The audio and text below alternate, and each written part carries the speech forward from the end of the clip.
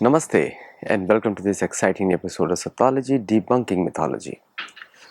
आज इतना दुख का माहौल क्यों है अमेरिका में, ये सोचने का विषय है कि अमेरिका डरा हुआ क्यों है। क्योंकि अटैक तो कर दिया और ईरान के ऊपर, और उसको धमकी भी दिया कि वापस और भी अगर आप उसने रिटेलिएट किया तो और भी भयंकर अटैक होगा। मतलब कि ईरान किसी भी तरह ईरान है किसी भी तरह रिटेलिएट नहीं कर सकता। उधर मोदी जी ने स्टेट्समैन वाला काम किया। उन्होंने ईरान को फ़ोन किया, करना भी चाहिए था क्योंकि भारत के संबंध ईरान से ख़राब नहीं है। भारत तेल भी लेता है।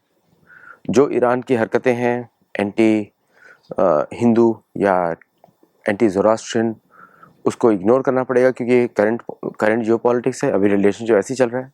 इतने सालों से ईरान को भारत ने टॉलरेट भी किया है, तो फिर भी मोदी जी ने उनको कॉल किया।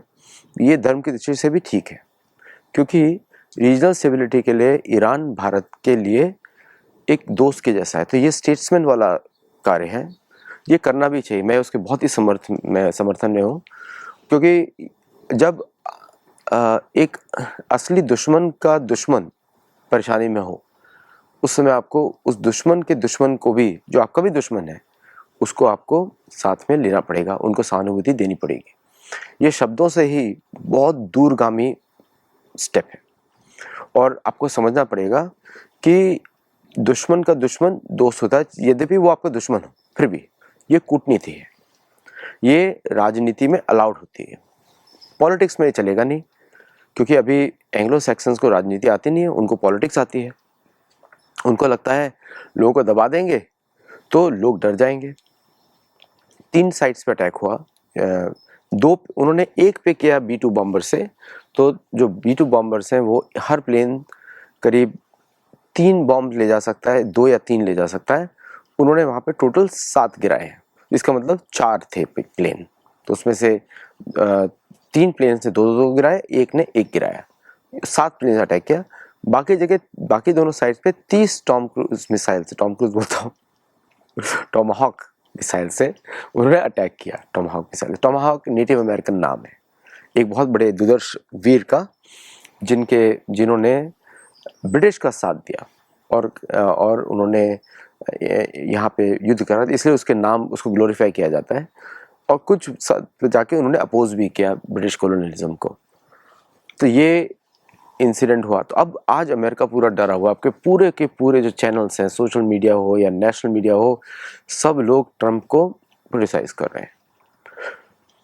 ट्रंप का फॉलोअप एक्शन मिसिंग है। फॉलोअप उन्होंने इजराइल के कहने पे तो कर दिया, लेकिन अब इजराइल झेलेगा या अमेरिका झेलेगा, ये दोनों में से प्रश्न उठता है। ईरान ने हॉर्मुज स्ट्रेट बंद कर दिया। हॉर्मुज स्ट्रेट को बंद करने का अर्थ है कि सीधा वेस्टर्न इकोनॉमीज पे प्रहार, क्योंकि तेल वहां से क्रॉस होता है। और जिस समय उसे बंद किया उस समय ऑलरेडी एक खेप तेल की जा चुकी थी वेस्ट की तरफ। तो इसका मतलब यहाँ पर ईरान ने कुछ ऐसा कार्य किया है जिसपे ईरान पर ही संदेह उठता है। ईरान पर ही संदेह उठता है कि क्या उसकी लीडरशिप मिली हुई है, ये संदेह उठता है। अच्छा, जो भी अटैक्स हुए रेडियो एक्टिव, अभी तक तो रिपोर्ट हुआ नहीं है कहीं से भी, और लोगों को लग रहा है कि शायद वो अंदर की तरफ हो या वहाँ पे फिसाइल मटेरियल हो ही ना, जिससे बॉम्ब बनाया जा सकता है। ईरान के पास करीब 400 किलो 60% एनरिच यूरेनियम है, जबकि 90% एनरिच होना चाहिए, तभी वो बम बनाने लायक होता है। ज़्यादातर बॉम्ब प्लूटोनियम के बनते हैं और भारत के पास प्लूटोनियम एनरिचमेंट फैसिलिटी है, उसके अनुसार बनते हैं। फिजन मटेरियल की बात कर रहा हूँ, फ्यूजन की बात नहीं कर रहा। अब यहाँ पे आपको एक चीज़ आपको नोटिस करनी पड़ेगी कि अमेरिका क्यों डरा हुआ है। इतना आपने कर दिया, आपके पास बम है, ये है, वो है, फिर भी क्यों डरा हुआ है। ये आपको मानसिकता समझनी पड़ेगी। 1492 से एंग्लो सैक्सन्स एक डरी हुई कौम है और हमेशा वो इसलिए आक्रमण करती है क्योंकि डरी हुई है, उसको झेलना नहीं आता है। तो वो सारी कंडीशंस बनाते हैं एक तरफा वार की, फिर रिटर्न के लिए तैयार नहीं होते। समझे आप कि अब यूरोपियन वॉर 2 का इतिहास देखिए, वियतनाम वॉर का इतिहास देखिए, यूरोपियन वॉर 1 का इतिहास देखिए, तीनों जगह इन्होंने सब कुछ अरेंजमेंट करके फिर आक्रमण किया, गुट में आक्रमण किया, अकेले कभी नहीं किया। और एशियन कंट्रीज़ में अकेले लोगों ने आक्रमण किया क्योंकि असली क्षत्रिय वहाँ पे रहते हैं, हमेशा अटैक किया। तो ये इसका पूरे अमेरिका में एक अपोजिशन भी चल रहा है, रेगुलर अमेरिकन्स के थ्रू, जीओपी के थ्रू, मागा के थ्रू, और इसको सभी लोग कंडेम कर रहे हैं। आप देख सकते हैं कि वीडियोज़ में पीट हेग्सेथ का चेहरा उतरा हुआ है बुरी तरह, उसको समझ में नहीं आ रहा है क्या हो रहा है। यहाँ तक कि डगलस मैकग्रेगर और ऐसे करके बड़े बड़े जो यहाँ पे एनालिस्ट हैं वो भी इस पर काफ़ी क्वेश्चंस उठा रहे हैं, जबकि मैं ज़्यादा उनको ट्रस्ट नहीं करता क्योंकि वो बार बार अपना बदलते रहते हैं। कभी बोलते हैं ये सबसे अच्छा है वेपन, ये बहुत ही अच्छा वॉरियर है, फिर ये अच्छा वॉरियर है, फिर ये अच्छा वॉरियर है, इस तरह वो बातें करते हैं, तो you can not trust them. लेकिन फिर भी उनको जानना ज़रूरी है क्योंकि वो एक अपोजिशन का अमेरिका में कोई रियल अपोजिशन नहीं है। तो ये एनालिस्ट सोशल मीडिया पे ही अपोजिशन का काम करते हैं, ये आपको अमेरिका को समझना पड़ेगा। अमेरिका एक यूनिट पार्टी का कंट्रोल रहता है, दोनों मीडिया एक ही बात करती हैं जब युद्ध की बात आती है, क्योंकि दोनों को पैसा एक ही सोर्स से आता है, तो एक एंटरप्राइज है सबके लिए। लेकिन सोशल मीडिया के ज़माने में ये जो ऑल्टरनेटिव वॉइसेस हैं वो थोड़ी ऊपर आई हैं, और इसकी वजह से आप समझ सकते हैं कि वो क्या बोलना चाहते हैं। अब पूरे अमेरिका में एक अलर्ट है, शॉपिंग मॉल्स के ऊपर अलर्ट है, बॉर्डर पे अलर्ट है, और कुछ रिपोर्ट्स आई हैं कि ईरान ने कुछ जो रॉकेट लॉन्चर्स को इंपोर्ट किया था लेकिन उसका फिसाइल मटेरियल नहीं था, रॉकेट्स नहीं था, ऐसी कुछ रिपोर्ट्स आई हैं। और मैं उनको क्रेडिबल इसलिए मानता हूँ क्योंकि मल्टीपल सोर्सेज की रिपोर्ट्स हैं। यहाँ का जो CVP है उसकी भी रिपोर्ट्स हैं, प्लस वहाँ पे जो बॉर्डर पेट्रोल गार्ड्स हैं उनकी भी रिपोर्ट्स हैं। ये सारे most of the petrol guards जो होते हैं ये नेटिव कम्युनिटीज़ के लोग यहाँ बहुत काम करते हैं, नेटिव अमेरिकन कम्युनिटीज़ के, क्योंकि वो देश के रक्षक हैं। तो उनकी रिपोर्ट्स काफ़ी क्रेडिबल होती है, और वो ज़्यादातर वो आपको, क्योंकि उनके लिए तो ये मातृभूमि है, एंग्लो सैक्सन्स के लिए मातृभूमि नहीं है, उनके लिए वो कॉलोनीज़ है, क्योंकि वहाँ कहीं से आए हैं, उन्होंने यहाँ पे भी इन लोगों को मारा है। तो वो यद्यपि देश की रक्षा करते हैं वो लोग, लेकिन फिर भी उनका जो हृदय होता है वो ज़्यादातर सेटलर्स के विरुद्ध रहता है, वो सबको सेटलर्स मानते हैं। अब यहाँ पे हकीम जेफरी और इस तरह के जो अपोजिशन के लीडर्स हैं अमेरिका में, उन्होंने बहुत अपोज किया इस युद्ध को, इस अटैक को बहुत अपोज किया। उनका कारण क्या है अपोज करने का, मैं आपको बताता हूँ कि वो उनको इसमें ट्रम्प की इलेक्शन विक्ट्री दिखती है, जैसे कि ओबामा ने इलेक्शन विक्ट्री की इराक पे अटैक पे बात करने के बाद, उस तरह। तो ट्रम्प जो है एग्जैक्टली ओबामा के ही पथ पर चल रहे हैं, ओबामा के ही जो उनका जो स्ट्रैटेजी था वैसे ही चल रहे हैं। लेकिन इज़राइल के कहने पे, इज़राइल की स्ट्रैटेजी पर जो क्योंकि ये जो पूरा प्लान है रिजिम चेंज का, वो इजरायली प्लान है, उनको लगता है, और उसमें अमेरिका सहयोग कर रहा है क्योंकि अमेरिका को कोई और रास्ता दिख नहीं रहा है। कभी भी एंग्लो सैक्सन अच्छी स्ट्रैटेजी नहीं बनाई है, मतलब उन्होंने अटैक किया बट उनको एग्जिट स्ट्रैटेजी नहीं है कि वापस कैसे आए। जैसे वियतनाम पे अटैक किया, एग्जिट नहीं था, कैसे आए, और बाकी जगह पे अटैक किया, फिर उनको एग्जिट स्ट्रैटेजी नहीं दिखी, तो हैप्पैज़ार्ड वे में एग्जिट किया। और जहाँ पर एक बार अमेरिका घुसता है वहाँ से छोड़ता नहीं है। तो अब सीरिया में आप जितने बेसेस देखते हैं वो सब बहरीन में बेस है, हर जगह बेस, ओमान में बेस है, और कितने सारे बेसेस हैं जो हमको पता ही नहीं है। अब अमेरिका ने अभी बहरीन का नेवल बेस को इवैक्यूएट किया है। तो क्या डर है उनको, क्या डर है ईरान से? देखिए 91 के इराक वॉर के बाद, फिर अफ़गानिस्तान के वॉर के बाद, तब से ईरान प्रिपेयर कर रहा है। उस समय अफ़गानिस्तान के युद्ध के समय में अमेरिका ने ईरान को खुली परमिशन दी हुई थी क्योंकि उसके ट्रूप्स वहाँ पे थे। अमेरिका ने पाकिस्तान को क्रिप्टो के जाल में फंसा के उससे बेसेस ले लिए। अब पाकिस्तान को भी डर है क्योंकि अब जो ईरानियन फोर्सेस हैं उन्होंने नोटिस किया होगा, और 900 किलोमीटर के बॉर्डर पे जो बलूचिस्तान के साथ लड़ता है, आपको देखा होगा कि BLA अभी और सशक्त होने वाला है। तो more problems for Pakistan now, more problems, much more problems. पहले तो अभी तक तो सिंदूर तक था, जो भी था वो चल रहा था, अब 10 टाइम्स मोर पावरफुल।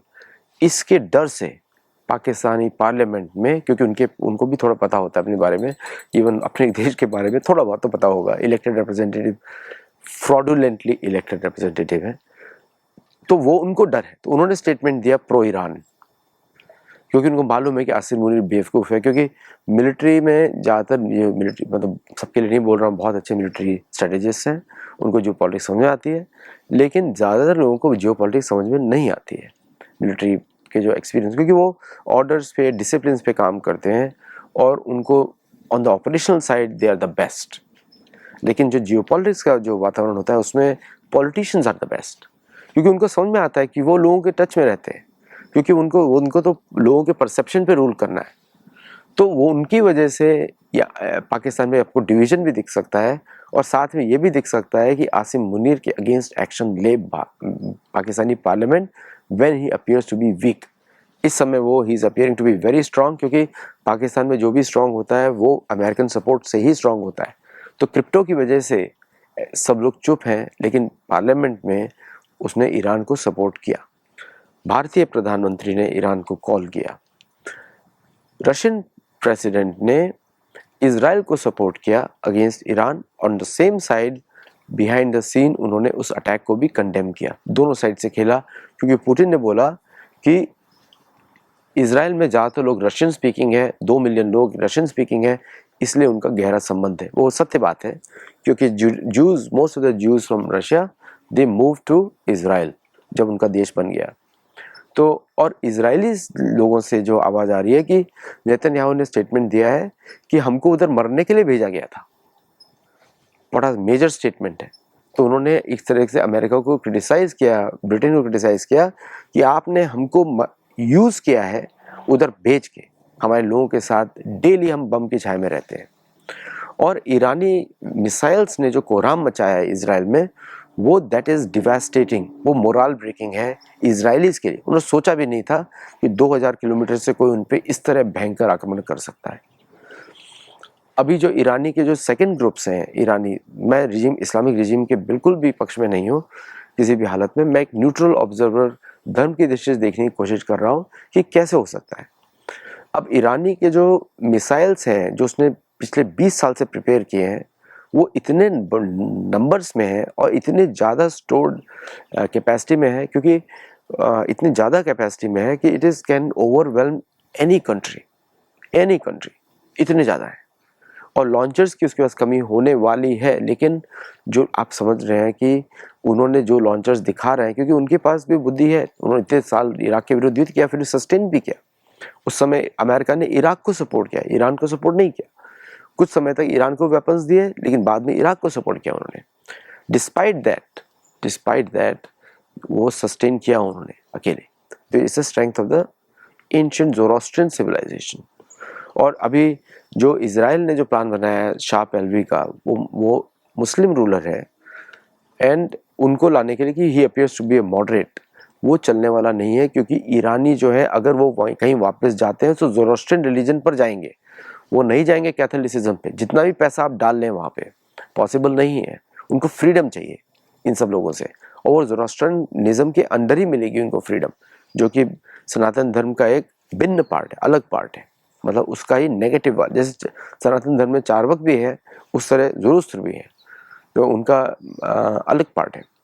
तो वो मुझे लगता है कि शायद हमको ईरानी जो ज़ोरोस्ट्रियन फॉलो करते हैं, पारसी जो हैं, उनको सपोर्ट करना चाहिए इन अ फुल फ्लेज्ड वे भारतीय सोशल मीडिया को, क्योंकि they will be bring some sense to that land. क्योंकि इस्लाम वहाँ पे जाके इस्लामिज़म ने डिस्ट्रक्शन किया है बहुत ज़्यादा लोगों का, महिलाओं को मारा है, और जो दबा के उनको फोर्स करके, तो कोई फोर्स करके रिलीजन के नाम पर, इस्लामिज़म के नाम पर जो उनका राइट्स मारे हैं, वो तभी सुरक्षित होंगे जब वो ज़ोरोस्ट्रियनिज्म की तरफ जाएंगे। तो मुझे लग रहा है कि ये सबसे पहले वो कन्वर्ट हुआ था, अब सबसे पहले वही वापस कन्वर्ट होगा। जो पर्शिया था उसको सबसे पहले कन्वर्ट किया गया था इस्लामिज़म से, अब वो वापस होगा, और उसके बाद अफगानिस्तान का नंबर है, वो भी वापस आएंगे अपने सनातन धर्म पे, क्योंकि अफगानिस्तान में ज़ोरोस्ट्रियन नहीं है, वहाँ पे प्योर सनातन धर्म था, वो भी वापस आएंगे उस एरिया पे। और मुझे लग रहा है कि तालिबान के माध्यम से ही होगा, क्योंकि उन्होंने बहुत सारे आउटरीच किए भारत को कि उनको उनकी ओरिजिनल रूट्स को पहचाना जाए। अब आते हैं उसके एक अगले पहलू पे। अब आपने लिंडसे ग्राहम को सुना होगा, मैट गेट्स को सुना होगा, एडम शिफ को सुना होगा, प्लस आपने रिपब्लिकन मार्को रूबियो को सुना होगा। तो मार्को रूबियो जो है स्टेट सेक्रेटरी जो है, उन्होंने बड़ी क्लियरली, बड़े डरे से हुए हैं, क्योंकि उनको मालूम है कि क्या थ्रेट परसेप्शन है अमेरिका में, और उनको भी ये लग रहा है कि ये जो स्टेप है थोड़ा गलत हो गया, हमने कैलकुलेट नहीं किया रिपरकशंस में, हमने जोश में कर दिया। और जबकि उनको ये भी मालूम है कि ट्रम्प को फोर्स किया गया ये एक्शन लेने के लिए, नहीं तो वो 2026 का इलेक्शन लूज करेगा। तो दोनों साइड से दे आर ऑल स्टक। अब यहाँ पे आप देखेंगे इजरायली लॉबी के विरुद्ध एक्शन शुरू होगा अमेरिका में, क्योंकि अब उनको पता लगा है कि क्या ये किया है इन लोगों ने, और इजरायली लॉबी भी इसके अगेंस्ट फाइट करेगी। Israeli lobby very organised lobby है और वो डायरेक्टली इजराइल से संबंधित रखती है और उसने अपना एक्शन लिया है। अब आप देखेंगे कि अमेरिका में, पूरे अमेरिका में जगह जगह प्रोटेस्ट चल रहे हैं और सबड्यूड प्रोटेस्ट है, पब्लिक प्रोटेस्ट नहीं है, सबड्यूड प्रोटेस्ट है। ये सबसे खतरनाक है कि लोग बता नहीं रहे हैं क्या चल रहा है, और बिकॉज वो बता नहीं रहे हैं, बता नहीं पा रहे हैं, इसका मतलब ये है कि अब जो एक्शंस हो गए यहाँ पे ज़मीन पे, किसी को कुछ पता नहीं है। यहाँ तक कि यहाँ पे कुछ मैक्सिकन जो रहते हैं मेरे पास, उन्होंने, मतलब मेरे पास आसपास जगह, उन्होंने मुझे फ़ोन किया कि भाई क्या चल रहा है, हम लोग को कहीं जाना चाहिए नहीं जाना चाहिए। तो मैंने बोला भाई मुझे तो कुछ पता नहीं है, क्योंकि मैं तो स्वयं ज़्यादा घूमता नहीं हूँ, लेकिन मैंने उनको बोला कि किसी को पता नहीं है, जो भी गवर्नमेंट बोलेगी आप वैसा करिए। तो गवर्नमेंट का भी इंटरनल डायरेक्टिव आ गया है कि असेंबल ना हो पब्लिक प्लेसेस में, स्पेशली जहाँ पे सपोर्ट ग्रुप्स हैं, और ये पूरे अमेरिका में है, क्योंकि अनरेस्ट्रिक्टेड पैलेस्टीनियन को वीज़ा दिया गया है, अनरेस्ट्रिक्टेड ईरानियों को वीज़ा दिया गया है, अनरेस्ट्रिक्टेड अरबी पॉपुलेशन को वीज़ा दिया गया है। अरबी गवर्नमेंट से यद्यपि उन्होंने अपोज कर रहे हैं, गवर्नमेंट अपोज कर रही है, लेकिन people are sympathetic to Iran. Many Americans are sympathetic to Iran. Many Persian Americans sympathetic to Iran. तो ये बड़ा भयंकर सिचुएशन है अमेरिका के लिए। पहली बार मैं देख रहा हूँ अमेरिका के अंदर डर का माहौल, पूरे अमेरिका में है। अमेरिका में डर का माहौल, मतलब आपने कुछ कर दिया, सोचा नहीं कि रिपरकशंस क्या होंगे, किसके लिए क्या होंगे। और मतलब मैं देखता हूँ भारतीय, हमारे हिंदू लोग, रियली ब्रेव पीपल, कि पाकिस्तान के पास न्यूक्लियर बॉम्ब है अमेरिका का दिया हुआ, और वो यूज़ भी कर सकता है, फिर भी भारतीय लोग शांति से रहे, डेवलपमेंट किया उन्होंने। ये ब्रेव है। अमेरिका में तो कोई रीच भी नहीं है उतनी ज़्यादा, टेररिज्म भी हो सकता है, बट फिर भी इतना डर का माहौल मुझे समझ में नहीं आ रहा था, बिल्कुल समझ में नहीं आ रहा है। मैंने कोई नेटिव चीफ के साथ बात किया, उनको पूछा कि आपको ऐसा क्यों लगता है, तो उन्होंने मुझे बड़ा सरल बताया कि बिकॉज इन्होंने गलत किया था तब से डरे हुए हैं, और गलत किया है इसलिए डरे हुए हैं, और गलत करते हैं इसलिए भी डरे हुए हैं। तो उनका जवाब काफ़ी स्पिरिचुअल है, लेकिन वास्तविकता तो यही है कि आप कमज़ोर व्यक्ति के हाथ में शस्त्र नहीं देने चाहिए, हमारे शास्त्र बोलते हैं, क्योंकि क्रूरता करेगा, वही हम दिखता है बार बार। इसलिए हमारे शास्त्रों में पहले धर्म का ज्ञान दिया जाता है, फिर शस्त्र दिए जाते हैं, तब आपके अंदर स्ट्रेंथ रहती है ना। अर्जुन बार बार थोड़ा कमज़ोर इसलिए होता है, उसको लगता है कि मैं गलत कर रहा हूँ, तो कृष्ण भगवान बोलते नहीं, जो तुम कर रहे हो वो धर्म के लिए कर रहे हो, तो इसलिए अर्जुन वापस आ जाता है युद्ध पे। लास्ट पॉइंट, पूरे विश्व में कंडेमिनेशन चल रहा है हर कंट्री से, चाइना से चल रहा है, भारत से चल रहा है, और भारत, मोदी जी ने जो कॉल किया ईरानियन प्रेसिडेंट को, that was a path breaking call. वो ट्रम्प को बहुत तगड़ा तमाचा है, बहुत तगड़ा तमाचा है ना। और पाकिस्तानी पार्लियामेंट ने एक तरीके से भारत को इंडोर्स किया, उन्होंने भी कंडेम किया, पार्लियामेंट तो नाम की है, सिर्फ कंडेम किया। उनको भी बहुत डर है, पूरे पाकिस्तान में डर है। तो जो जो देश ने इसको किया वो सभी डर में है। तुलसी गबार्ड एकदम चुप है, एकदम चुप है, शायद रेजिग्नेशन भी आ सकता है, बहुत लोगों का रेजिग्नेशन आ सकता है इस एडमिनिस्ट्रेशन से, जस्ट फॉर दिस एक्शन। तो ये बड़ा टमल्टस पीरियड है, भारी चेंज का पीरियड है, and we'll see what going to happen. Like करिए, शेयर करिए, सब्सक्राइब करिए, और हम लोग को सपोर्ट करिए, हमारे लिटरेचर फेस्टिवल सपोर्ट करिए। We need lot of help. आप लोग डोनेट कर सकते हैं on the link, and Gurukul में जुड़िए। नमस्ते।